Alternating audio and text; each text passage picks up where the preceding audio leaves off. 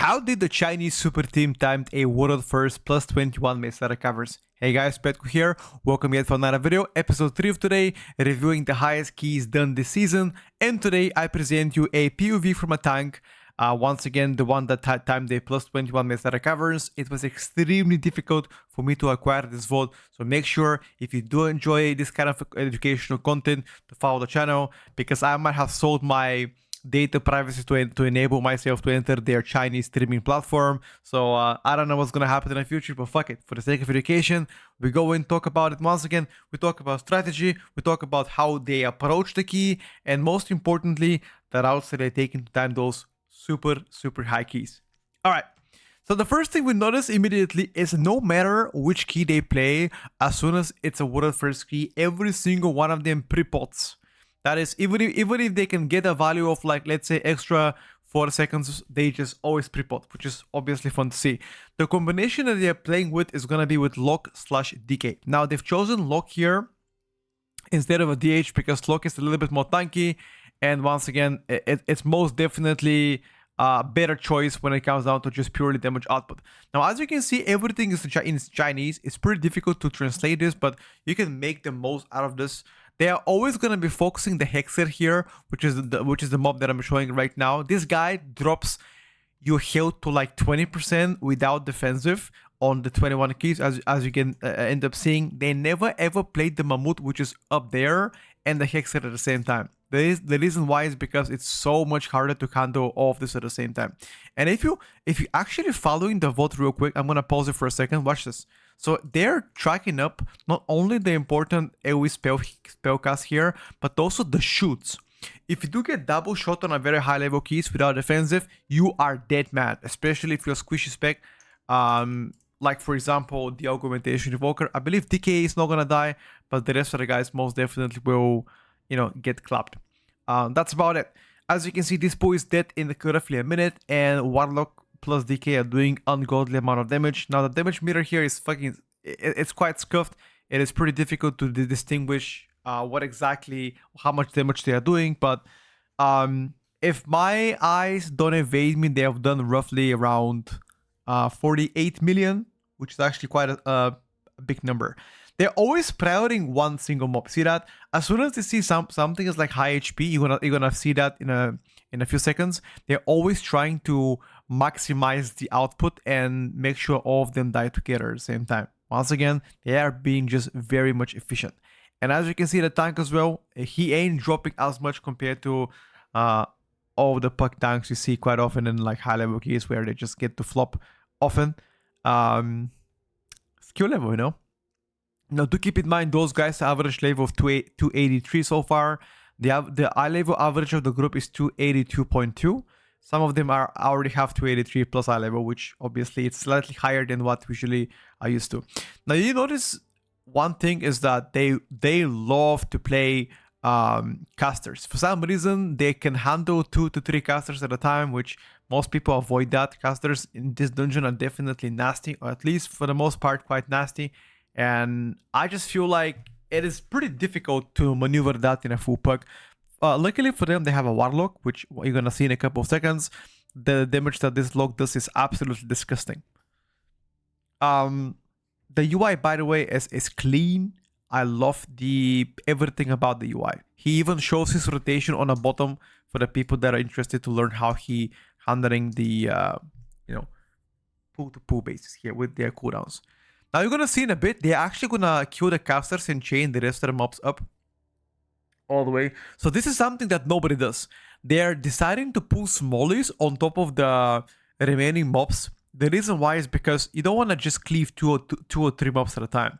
And those smallies have the HP equivalent to what the guys have right now. So they get a little bit extra count while able to clear also the rest of the mobs without chaining them. Because sometimes when you chain from pack to pack and those guys are coming behind you as a tank, you might get millies in the back and you just end up dying. So it's a little bit tricky here because those guys do more AoE damage to the party, so just to keep in mind. So far, nothing really unique, regular route. I haven't sped up the video on purpose. I'm going to be skipping some parts. I just wanted to show you the beginning area. Now, those elephants that they just put are extremely hard to handle. if you don't have a defensive for the AoE cast on a key higher than 19, you will get clapped. Now on lower level keys, obviously you're not gonna die, but the higher the key goes, the more punishing those guys are. And you're gonna see in a second, they're probably gonna preserve this, if I'm not mistaken. The quality sometimes can be a little bit rough, just to keep in mind that China didn't allow me to have better quality, so that's what we gotta work for, or work with, sorry. Okay. Well, I mean, so far, once again, nothing really out of the ordinary. This looks to be a standard pool done by China. Love to see it. I'm just gonna skip forward a little bit. I want to see what they're gonna do after that. After that, they go out. Are they gonna chain this? No, they're not gonna chain. I feel like they're gonna finish this. Those Berserk guys have a lot of HP, and I'm pretty sure you can pick up the kick in the middle without killing those guys, but once again, not 100% sure. Yeah, so this kick gives you a little bit extra leech and extra avoidance, which once again is always helpful. Okay, so once again, whenever they're playing those hexers, these are by far the hardest mobs in this dungeon. So they really want to make sure to focus them. But they do, okay, look at that. So playing with a DK, it gives you so much like room to error. Because even if you don't kick the caster on the left side here, he just grips it in. And once it's gripped in, augmentation is gonna have so many stops for that guy, he wouldn't even cast. Plus curses on top of it, you know? So they're handling currently triple caster. So triple caster plus a javelin guy. As I said, they are gonna be pulling a lot of casters, which again, for the most people, it's gonna be quite tough. This pool usually is split to two. You get to handle this in a you know, two-man rotation. So you first kill the Hexer, then Chain. But look at the DK. DK is currently doing more damage than the Warlock, which obviously for the most part, we already know Warlock should be the highest damage dealer right now. But I'm so impressed by how often China is playing Death Knight instead of DH or Death Knight instead of Warlock. And their DKs are pumping. I have never seen Death Knight on live servers, and I keep in mind I've played already several 20s. None of them does the damage this guy does. I don't know exactly what he's playing. I believe he's playing Sanlin, which obviously you can play either builds right now. But Sanlin looks to be the chosen for China at least. Correct me if I'm wrong, but I've seen the Rider builds as well quite recently, and as you know, Sanlin. So I don't know exactly what's better. But it seems like China is deciding to play Sanlin everywhere, which obviously is quite impressive. Gonna skip a little bit here with the role play. They're gonna go downstairs right now. Oh, they're fighting one mob. Oh, that's kind of weird. Wow. Oh, never mind. This is Evoker CC. Okay. Hold up. So Evoker CC, so just so they can pass, right? Without killing this guy. But I think they forgot to kill this mob. And that's why they gotta kill it solo. Okay, that's actually pretty smart. No. Wait, what? Wait, that made no sense. I think they fucked up. Wait, what? Let me just roll vote back. So they killed this guy, and now, oh, okay. So this motherfucker was hiding. They didn't even see it. Maybe that wasn't even chained. It's a smaller guy. Okay, and then they CC'd the blue because they didn't wanna. Okay, the evoker CC'd the blue because they didn't wanna pull the extra two guys here because they weren't in the route. That's why they CC'd him, walk him close to the middle. Now they're gonna target and chain it downstairs probably. Okay, that makes sense. Never mind. They fucked up here. That's like probably 20 or 30 seconds loss here. But it doesn't matter. The damage is absolutely crazy. It doesn't really matter for the most part. I think they're also gonna be opting for triple lust. This is looking to be a very interesting run, by the way. Those masks, if you do get targeted by the AoE and you don't press defensives, you are a dead man. Once again, triple caster on top of the mask, on top of the smallies. Very difficult pull here, but it's a quite standard for the high skis. So far, the route is absolutely identical to what usually people do. There are only one difference here is that on the second pull, we don't play the smallies, and they do, so that's fine, I guess. That means you can skip some bats. Warlock curses definitely help in this area. Actually, he's not even cursing them. He's just blasting. Okay. He's fully disrespecting. Stun available, Ring of Peace available. Not cast, that's fine, but they don't need it. Okay.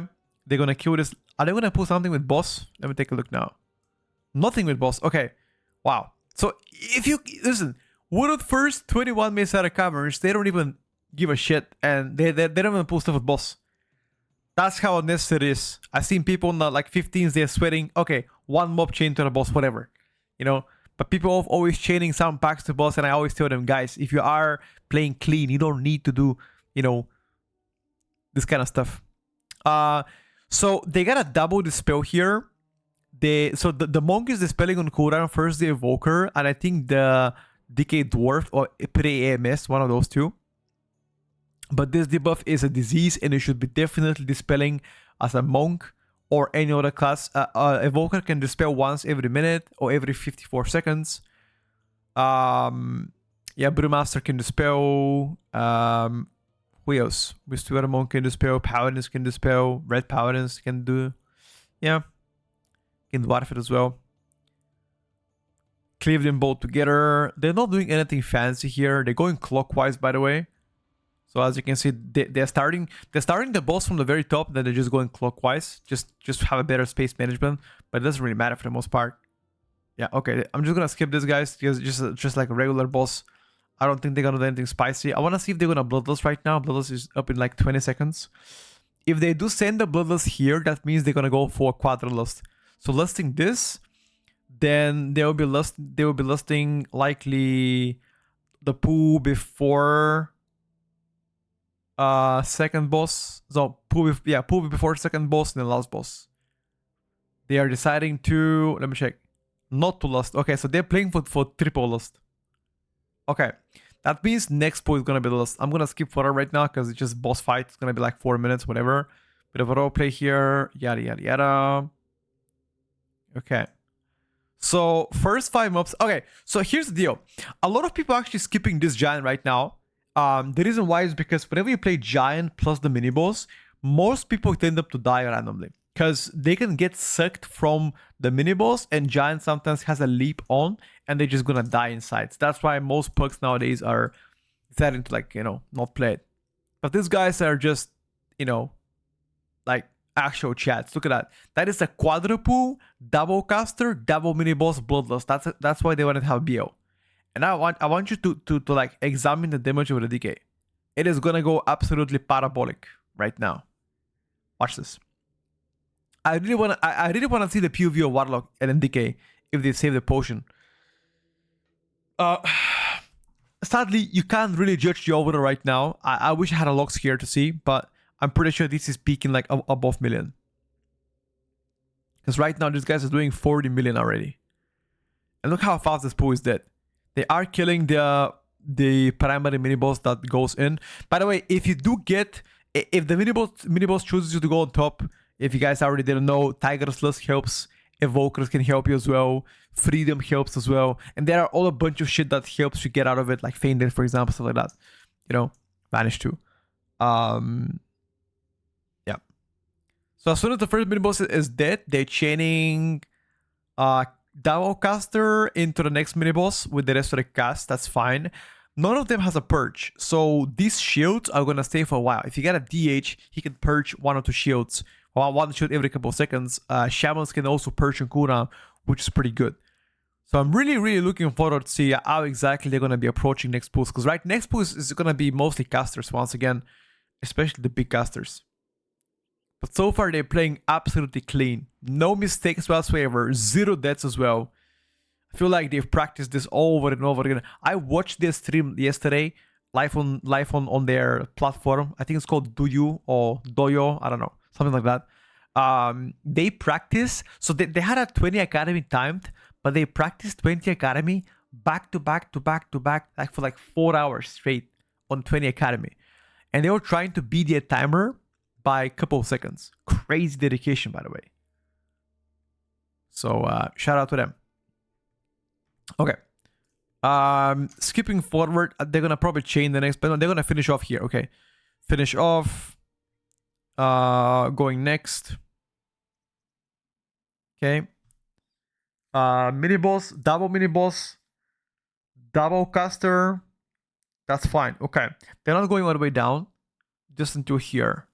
Perfect. Once again, they're gonna be focusing the big caster because it's really hard. So whenever you have casters, please, as a tank player, remember this. Whenever you have a casters, you never chain unless you have a decay, which can grip you the cast in. Because most of the time when you chain and casters are behind, nobody will focus them. They're gonna go on a big target. Because why would they? They just wanna do big damage, and they wouldn't focus one caster without anything. So that's about it. Don't ever forget that as a tank. Kill the casters, then chain the rest. That's fine. I'm so impressed. This Death Knight is actually doing so much damage close to Warlock, which is impossible. I've never seen that. The hell? What kind of gear does he has? Okay, they're finishing. Look at this. Everything dies at the same time. Even the smallest dying at the same time as big guys. That is like, this is like absolutely peak gameplay. Like team play, sorry.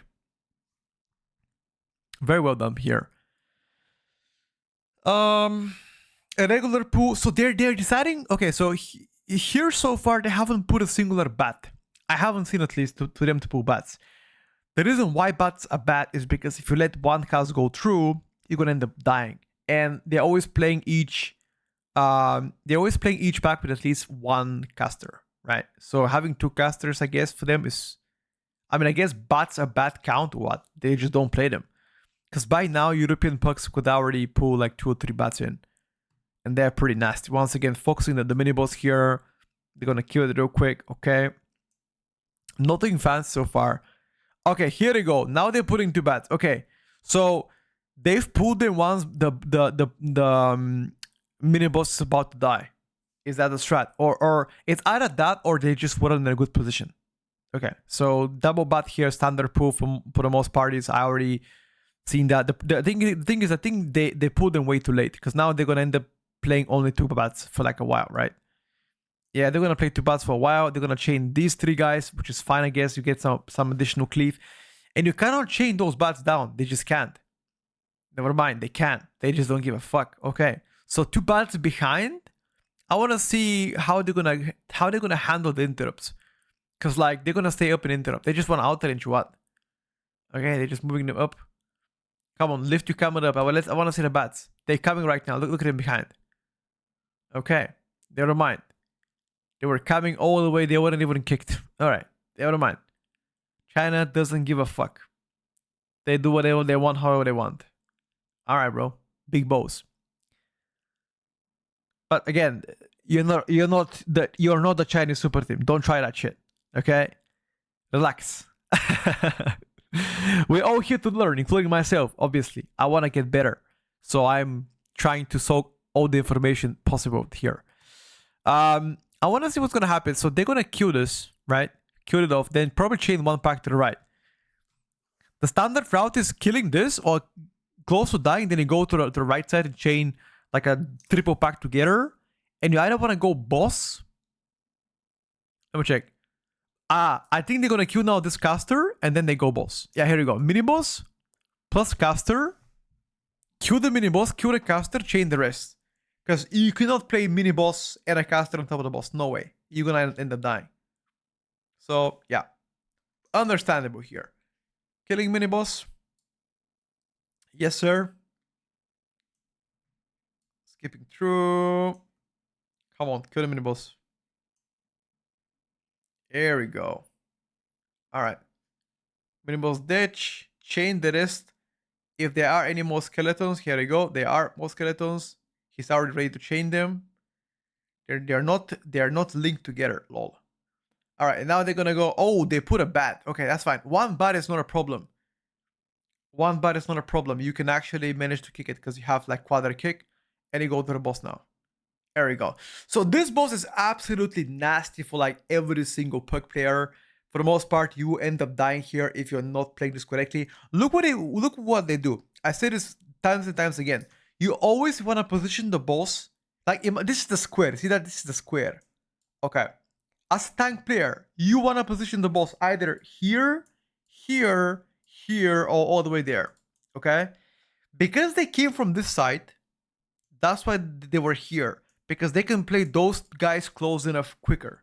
So therefore, you get to have more time to react. And you get to break faster. You break fast too, stagger naturally, then break the last two. This way you give breathing room to the healer. So here's what they count. Watch this. I wonder if they're gonna use Nox or a Ring of Peace. Okay. That's a different strat. Oh! What? Okay. Never mind. Different strat. Tank is soaking. Alright?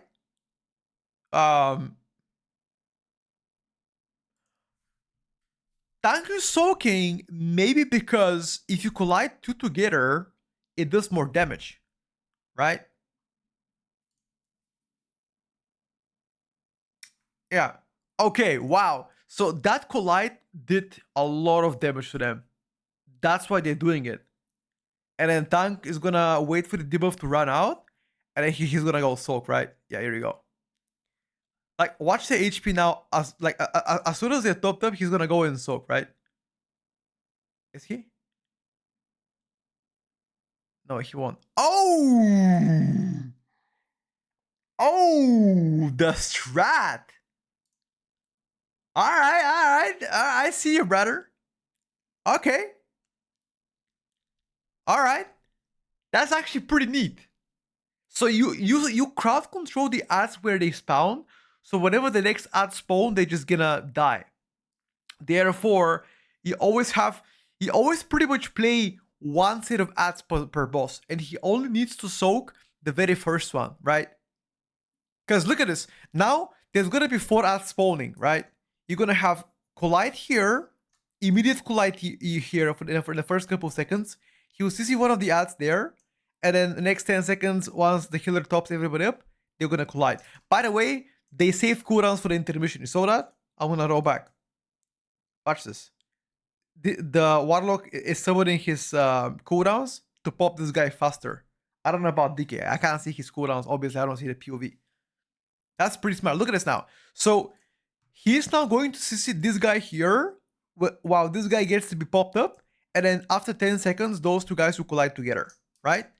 That's pretty smart. That's pretty smart, by the way. Unless you cannot live as a tank.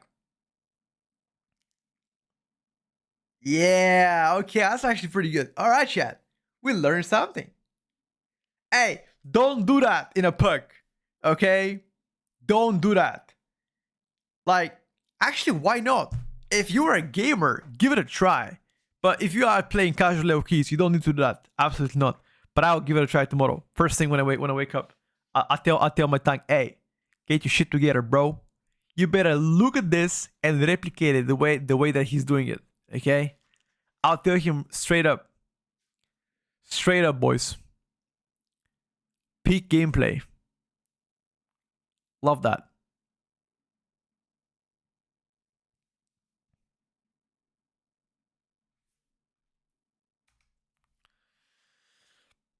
Okay, rinse repeat boss dies. That's fine. Last couple of pulls, chat. Let's see what they're gonna do.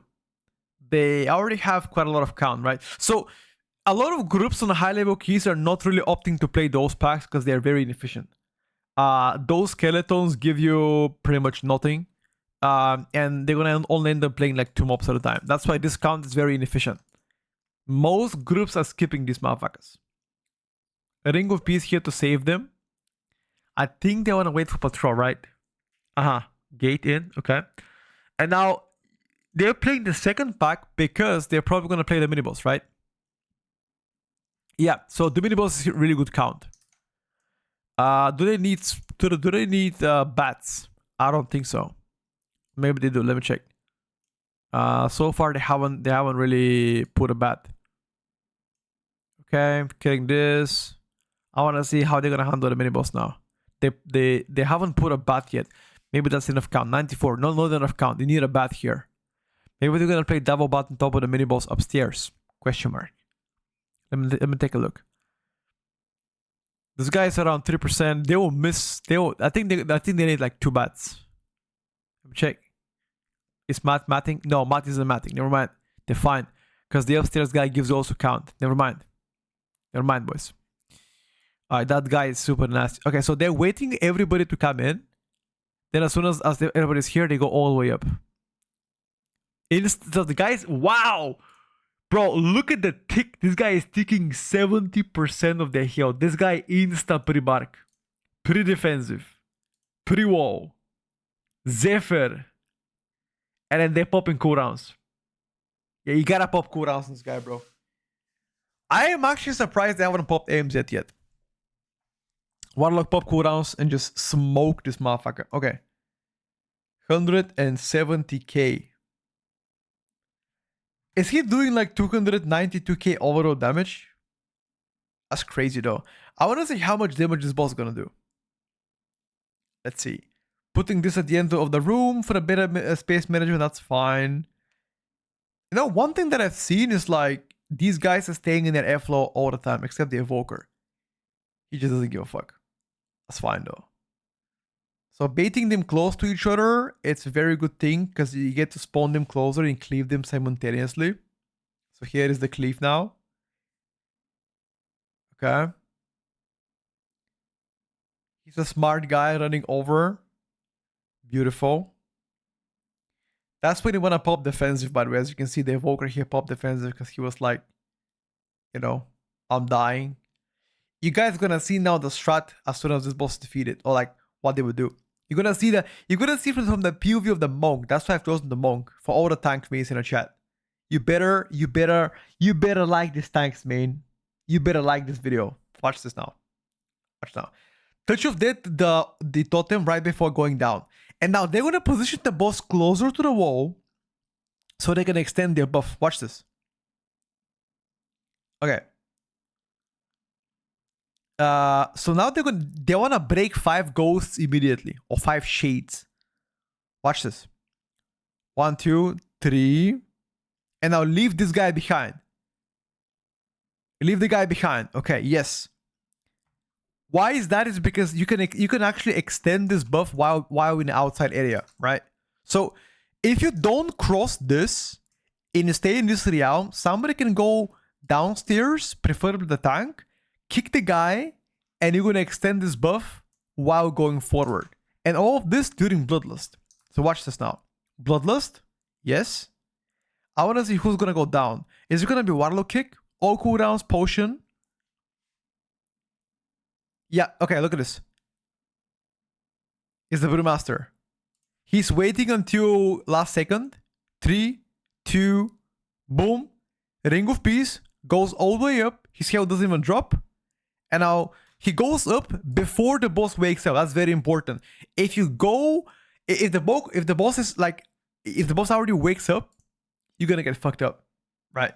The only bad thing is that the tank he delayed his potions, so he didn't have potion for the lust. But that's fine though, because you get to retain this buff for such a long time during BO. And look how much the boss drops. This is boss on a plus 21. He's already at 30%, not even 2 minutes in, by the way. And now they're gonna pop cooldowns in this phase to kill the totems really quick, because they know next phase the boss is dead, right? The next phase, they won't even bother doing this tech, because boss is gonna be like probably around 20 HP, 20% HP, and all they need is like 1 set of cooldowns. That's why they're gonna pop cooldowns right now, if they can, to kill this boss really quick. Right? Pre-position the boss close, that's fine. Nobody dead so far. 0 deaths, by the way. Killing the totems real quick, that's fine. Position the boss once again close to the edge. 20% as I already said here. Here you go. Even 19% maybe squeeze. 19% squeeze. Perfect. Now, you don't even need cooldowns. You just need to be alive there. I don't think they're going to do this right now. They're just going to go 6 buffs. All the way in. Smoke this guy. And get out. Yep. Here we go. Here we go, boys. Textbook by the Chinese here. Textbook gameplay. Wow. That's beautiful. That's beautiful Mythic Plus to watch. And now they even have touch, you know? Like, this is probably no cooldowns, only pet during DK, and they're gonna touch the guy, and it's gonna be GG, well played. They can't even down him. Yeah, they can't even down him. They just have no cooldowns because they popped him, right? Boom, touch. He didn't even touch because he touched the totem, right? Yeah, there we go. That's it, chat. That is the Chinese Super Team World First plus 21. Let me know if you like this format. If you do like this format, I will continue hunting the Chinese teams one by one and finding the best runs they've done so far and learn from them, you know? Thank you for watching once again. All the best. And yeah, follow for more. Bye for now.